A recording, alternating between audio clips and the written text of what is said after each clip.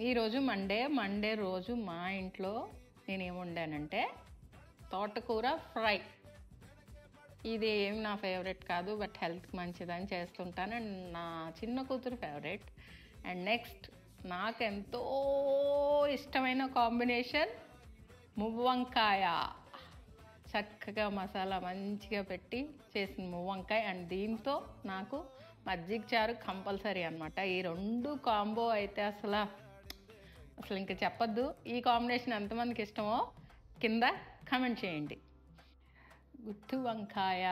ఈ వంకాయలు చాలా లేతగా మక్కాళ్ళ తోటలో నుంచి వచ్చినాయి. సో వెంటనే వండేద్దామని వండేసాను. ఎప్పుడు వంకాయలు కోసిన వెంటనే వండుకుంటే అసలు చాలా సాఫ్ట్గా కుక్ అయిపోతుంది.